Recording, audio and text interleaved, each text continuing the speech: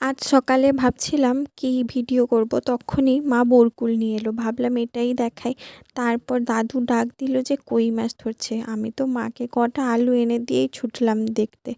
গিয়ে দেখতে একটা কই মাছ পড়েছে, আর পড়েনি। দাদু জাল ফেলছে পুকুরটাতে। পুকুর বললে অসম্মান করা হবে, এই যে ছোট ডোবা, জাল ফেলতেই যে মাছ এসে হাজির হয়ে যাচ্ছে, কিন্তু যাদের লাগবে না তারাই এসে হাজির হচ্ছে।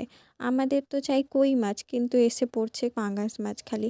তো দাদু সব সেগুলোকে ছেড়ে দিল। তারপরে কোনো মতে 6টা কই মাছ পড়েছে, আর হলো না। দাদু হাল ছেড়ে জাল নিয়ে চলে গেল। অগত্যা আমি ছাই আর বঁটি দিয়ে এলাম দিদাকে। দিদা মাছ কাটলো, আর আমি এসে বরকুলগুলোতে লবণ দিয়ে একটু ঝাঁকিয়ে নিলাম। বরকুলগুলো যা টক, কিছুদিন রোদে দিলে টকটা বসে যাবে।